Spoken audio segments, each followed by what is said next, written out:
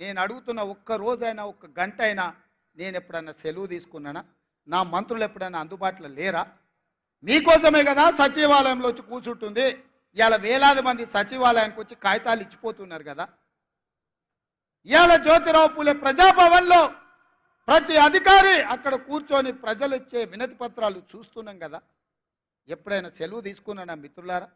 ఎప్పుడైనా అలసిపోయినట్టుగా అనిపించినా, నా కష్టం వచ్చినా కాలుని వచ్చినా అదిమి పెట్టుకొని ఓపికగా ప్రజలు విశ్వాసంతో నమ్మకంతో ఒక గొప్ప బాధ్యత తెలంగాణ రాష్ట్ర ముఖ్యమంత్రికి ఇచ్చిండ్రు, దాని బాధ్యతతో నిర్వహించాలని చెప్పి నేను ప్రయత్నం చేస్తున్నా కదా మిత్రులారా. ఎవరికైనా ఎప్పుడైనా ఏమైనా అన్యాయం ఏం చేసినామా? ఇవాళ ఎందుకు 3 నెలలు 6 నెలలు ఈ ప్రభుత్వాన్ని పడగొడతామని ఇక్కడ కేడీ అంటుండు, అక్కడ మోడీ అంటుండు. మీరు ఒక్కసారి ఆలోచన చేయండి. ఏమిటి దుర్మార్గం అని నేను అడుగుతున్నా.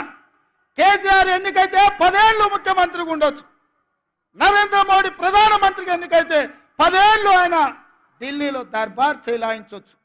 మరి ఇవాళ ఇందిరమ్మ రాజ్యం పేదోళ్ళ ప్రభుత్వం వస్తే 6 నెలలు కూడా ఉండనియారంట. ఇదెక్కడ న్యాయం, ఇదెక్కడ ధర్మం అని నేను అడుగుతున్నా. ఇది న్యాయమా? మీరు ఆలోచన చేయండి.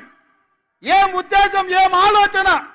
అక్కడ మోడీ అయినా ఇక్కడ కేడీ అయినా ప్రజల చేత ఎన్నికైన ప్రభుత్వం 40% ఓట్లతో గెలిచిన ప్రభుత్వాన్ని పడగొడతామంటే ఇది ప్రజాస్వామ్యానికి దేశానికి మంచిదా అని నేను అడుగుతున్నా. విజ్ఞులు మేధావులు ఆలోచన చేయాలి. దుర్మార్గమైన రాజకీయాలను పాత్ర వెయ్యాలి.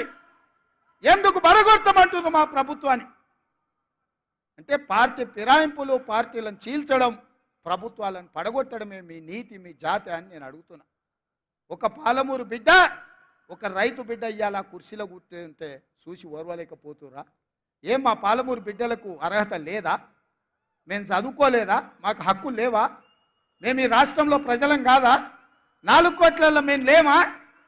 ఈ 4 కోట్ల ప్రజల కష్టాలలో మేము పోరాటం చేయలేదా? మేము తెలంగాణ ఉద్యమంలో లేమా?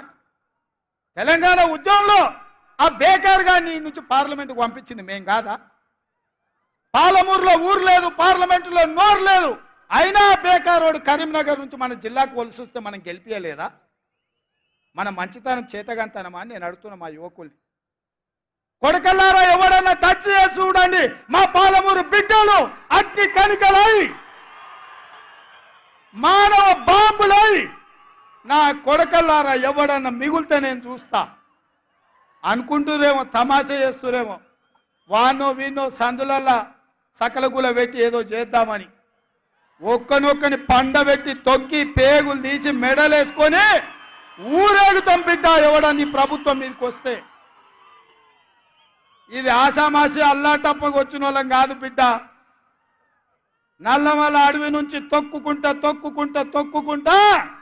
ప్రగతి భవన్లో ఉన్న నిన్ను కంచెలు బద్దలు కొట్టి బజార్లకు ఈడ్చిన బిడ్డను బిడ్డ. ఇక్కడి నుంచి వచ్చినోని తట్ట పని, పార పని, మట్టు పని, ముంబాయి దుబాయ్ వలసలు పోవడే కాదు బిడ్డ, నీలాంటి వాళ్ళని గోతి తీసి బొంద పెట్టేది కూడా మాకు